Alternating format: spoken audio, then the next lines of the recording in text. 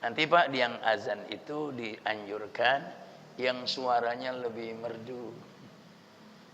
Anda sautin, suaranya lebih bagus, lebih panjang, lebih merdu. Emang kalau dengerin muazzin ketika mengumandangkan azan suaranya enak Pak? Tuh hati rasanya kayak diapain itu. Pengennya ke masjid aja udah berjamaah. Ya kadang tapi kan ada azan kepepet juga, muazzin lagi pulang kampung.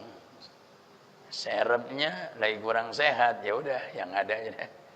Ada Allahu Akbar. Allahu Akbar. Ya nggak apa-apa ya. Nggak apa-apa karena yang paling penting ada azan, ada iqomahnya. Suaranya bagus tentu itu diharapkan. Napasnya panjang, cakep dah. Baik. Itu tadi qabla duhul. Sekarang wa ba'da duhuli fiha, sedangkan sunnah-sunnat salat setelah masuk di dalam salat. Syai'ani, secara garis besarnya sama terbagi dua juga. Tadi azan dan iqamah. Nah ini apa saja? Satu at-tasyahudul awwalu, tasahud awal. Tentunya bagi sholat yang berrakaat 3 dan 4. Kalau subuh kan nggak punya tasahud awal, ya kan? Masa dapat 1 rakaat tasahud awal nambah gitu kan nggak ada ya Pak. Tapi zuhur, asar, maghrib, isya. Wal kunutu fis subhi, kunut pada sholat subuh. Dan ini kunut sunat subuh. Bukan karena ada peristiwa musibah yang menimpa kaum muslimin yang kemudian disebut dengan kunut nazilah, bukan. Tapi kunut setiap sholat subuh. Gitu. Ya. Alhamdulillah masjid kita subuhnya kunut juga kan ya. Nah, Bapak hadirin, tasahud awal, kunut subuh ini termasuk sunat ab'ad. Yang kalau orang yang sholat tidak tasahud awal atau tidak baca kunut saat sholat subuh, padahal dia orang yang mengamalkan kesunahan kunut pada sholat subuh, maka bagi yang bersangkutan disunatkan untuk sujud sahwi. Begitu ya. Beda nanti yang nggak mau kunut subuh, karena ada yang nggak mau aja deh. Pokoknya saya nggak mau pakai kunut subuh, gitu kan. Ya beda mereka nggak kunut, emang pemahaman dan pengamalan mereka pun ya seperti itu. Kemudian yang ketiga, wafil witri bin nispisani min syahri ramadhana. Kunut di dalam witir pada pertengahan yang kedua daripada bulan Ramadan. Karena pertengahan kedua Pak, jadi malam 16. Ya, malam 15 belum. Malam 16 ntar baru sunat. Gitu. Nah ini yang termasuk daripada sunat ab'ad. Kesunahan ini setelah masuk di dalam pelaksanaan sholat. Dulu waktu saya ngaji Pak, guru tuh nerangin enak banget terkait dengan kunut. Dia bilang begini, dalam mazhab Imam Syafi'i, kunut subuh itu sunat ab'ad. Analisanya Imam Syafi'i luar biasa sekali. Gitu dia bilang Bapak. Samping nanti ada hadis tentunya ya. Subuh itu adalah awalun nahar, permulaan siang. Kalau malam Pak, permulaannya maghrib. Jadi subuh awalun nahar, maghrib awalul lail. Itu. Jadi summa atimmus siyama ilal lail ay ila awwalil lail, tafsirnya begitu. Wa huwa ghurubus syamsi. Dan sempurnakanlah puasa itu sampai malam, maksudnya sampai permulaan malam. Dan itu terbenamnya matahari, dengan kata lain maghrib. Subuh itu awalun nahar, permulaan siang. Dan di dalam Al-Qur'anul Karim Allah Ta'ala berfirman, wa ja'alna an-nahara ma'asya. Dan kami jadikan siang hari itu tempat mencari penghidupan. Secara umum kan gitu Pak. Emang zaman sekarang seiring perkembangan populasinya manusia, maka menuntut produksi dari produsen-produsen yang memproduksi barang yang mereka produksi, itu dituntut untuk memproduksi lebih. Sehingga kemudian ada istilah apa ya? Sip-sipan gitu ya.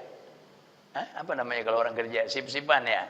Jadi sip pagi Pak jam 6 sampai jam 2. Nanti jam 2 sampai jam 10. Masuk lagi jam 10 sampai jam 6 subuh. Kenapa? Karena produknya laku keras dan dibutuhkan oleh berbagai lapisan masyarakat sebagai kebutuhan pokok.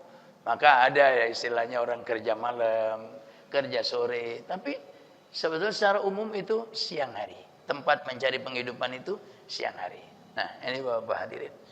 Nah karena subuh itu awalun nahar, permulaan siang. Maka ketika orang akan mencari penghidupan di siang hari itu, sangat selayaknya dia mengajukan sebelum berangkat ke tempat kerjanya 5 permohonan. Coba kita lihat Pak doa kunut. Ya, Allahumma hdini fiman hadait. Habis itu Pak ya? Saya subuh kunut Pak, cuman kalau lagi dipetelin satu-satu kadang suka kelibet gitu. Allahumma hdini fiman hadait, wa afini fiman afait, wa tawallani fiman tawallait, wa barik li fima a'tait, wa qini syarra ma qadait. Adapun fa innaka taqdi wa la yuqda dan seterusnya itu kan pujian ya Bapak. 5 permintaan. Yang pertama minta hidayah. Orang mau kerja, mau dagang, mau bertani, mau usaha secara umum, hidayah Allah itu perlu banget Pak. Kalau nggak dapet hidayah Allah, nilep dulu kerjaannya. Iya, dagang orang beli sekilo, mestinya 10 on, dikasih cuma 9 on. Kan nilep namanya. Kenapa? Nggak dapet hidayah, nggak dapet hidayah Allah. Gitu kan? Tapi kalau dapet hidayah Allah, orang beli sekilo ya 10 on haknya dia. Bahkan buat dia prinsipnya lebih baik hak dia lebih ke orang daripada hak orang keambil sama dia. Sehingga kalau nimbang tuh Pak, tapi istilahnya anget. Tuh Bu, anget banget ya. Wah ini sih bukan anget lagi, panas ini. Tuh, ya. Kenapa? Dapat hidayah. Allahumma hdini fiman hadait. Wa afini fiman afait. Minta afiat. Sehat lahir batin. Ya orang biar katanya hatinya udah cakep banget Pak. Lurus karena selalu ada dalam hidayah Allah. Tapi kalau sakit bisa dagang nggak kira-kira? Nggak bisa. Bisa kerja nggak kira-kira? Nggak bisa.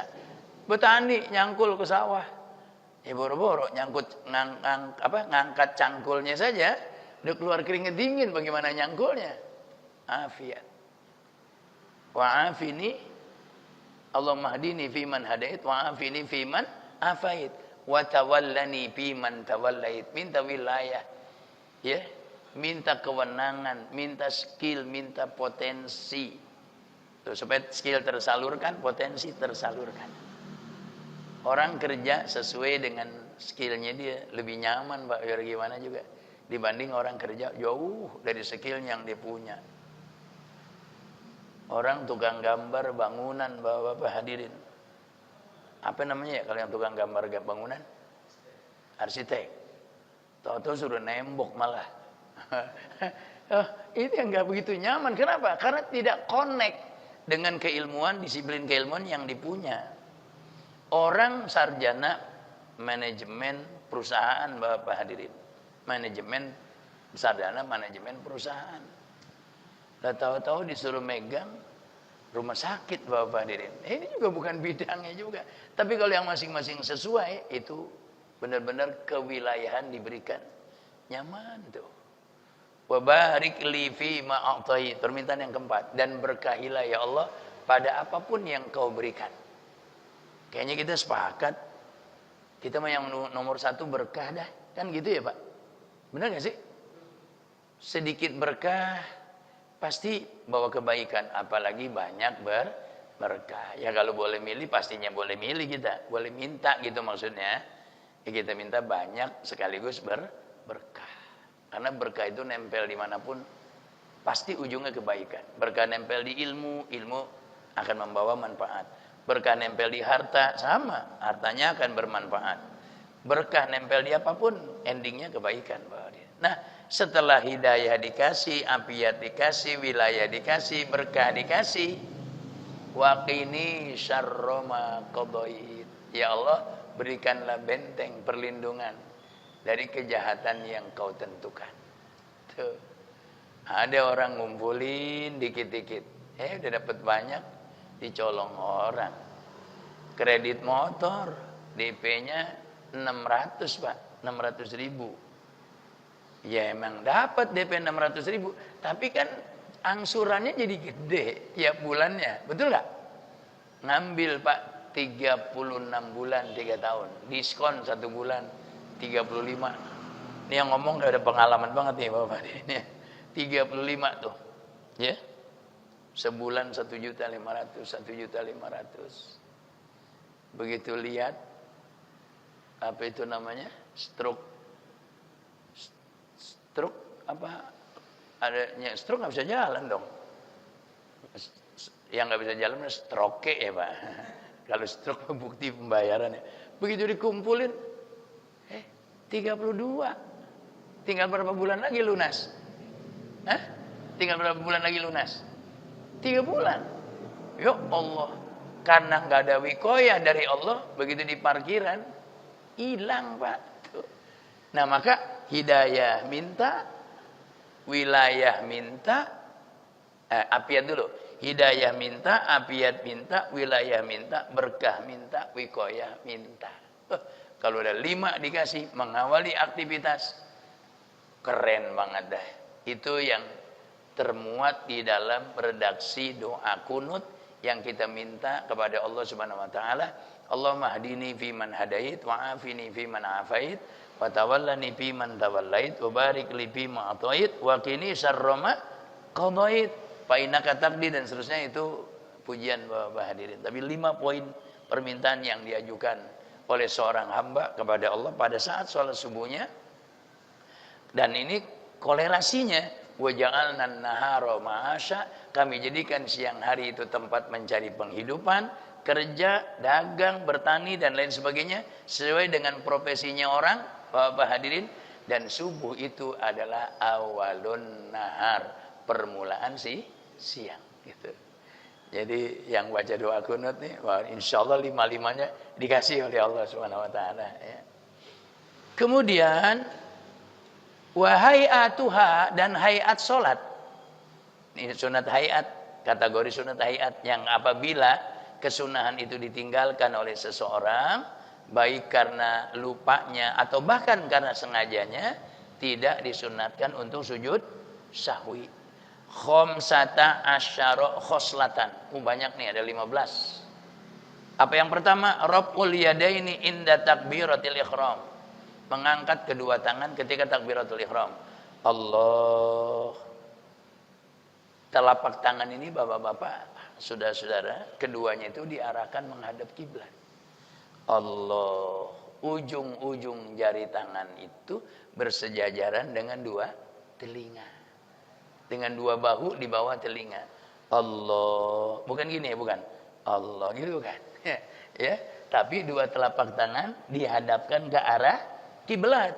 Ujung jari-jari tangan bersejajaran dengan bahu di bawah telinga, yang kanan di bawah telinga kanan, yang kiri di bawah telinga kiri. Allah. Jadi nggak perlu Allah, nggak perlu deh gitu. Nggak apa-apa juga sih kalau kayak gitu. Cuman ya, terus gini aja deh. Gitu. Allah. Jangan juga pelit banget. Allah. Ya Allah. Angkat dikit lagi deh tinggian, supaya ujung-ujung jari tangan itu bersejajaran dengan 2 bahu dan posisinya di bawah telinga. Yang kanan tangannya di bawah telinga kanan, yang kiri kanan tangannya di bawah telinga kiri. Kedua telapak tangannya dihadapkan ke arah kiblat ketika takbiratul ihram.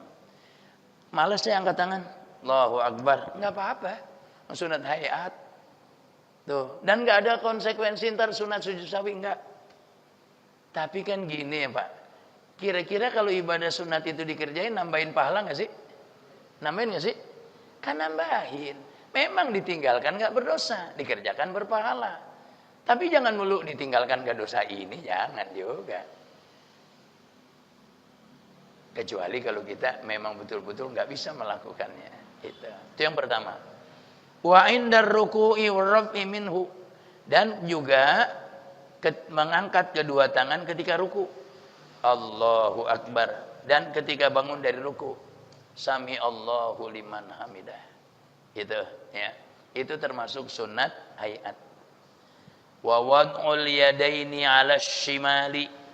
Yang keberapa itu? 1, 2, 3, 4 ya? Yang keempat sekarang. Pertama mengangkat kedua tangan ketika takbiratul ihram.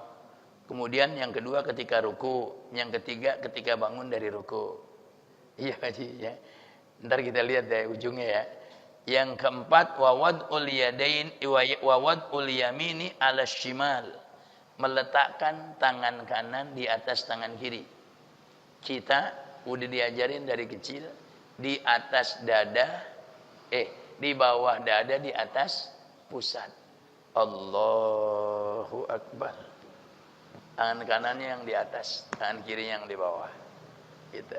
Ya. Jadi tidak begini, Bapak hadirin. Boleh nggak? Boleh. Begini, boleh. Dilepas juga boleh. Tapi nggak dapat sunnah. Meletakkan tangan kanan di atas tangan kiri, di bawah dada, di atas pusat. Ketika sedekap, itu. Kemudian apalagi watawajjuhu, membaca doa iftitah. Kan doa iftitah nanti ada wajjahtu wajhiya lilladzi fataras samawati wal arda dan seterusnya. Kan itu ya Bapak hadirin. Apalagi wal isti'adzatu, membaca a'udzubillahi minasyaitonir rajim. Ya. Sebelum baca suratul Fatihah. Nanti hilaf dah ulama tuh. Apakah cukup di rakaat pertama saja atau setiap rakaat sebelum baca bismillahirrahmanirrahim pada surat Al-Fatihah membaca isti'adzah atau a'udzubillahi minasyaitonir rajim. Khilaf ulama, tapi sedapat mungkin paling tidak jangan sampai kita tinggalkan pada rakaat yang pertama sebelum membaca suratul Fatihah. A'udzubillahi minasyaitonir rajim. Nanti ulama dibilang setiap rakaat disunatkan. Ada yang mengatakan isti'adzah itu bacanya hukumnya wajib. Paling tidak seumur hidup sekali gitu ya. Dan redaksinya yang masyhur a'udzubillahi minasyaitonir rajim. Nanti ada yang mengatakan a'udzubillahis samiil alimi minasyaitonir rajim gitu. Yang umum kita amalkan a'udzubillahi minasyaitonir rajim. Apalagi berikutnya wal jahru bi maudhihi, mengeraskan bacaan pada tempatnya. Maksudnya maghrib, isya dan subuh. Wal israru bi maudhihi, dan mensirkan, memperlahankan bacaan pada tempatnya seperti pada salat zuhur dan asar. Kemudian wat ta'minu, dan membaca amin.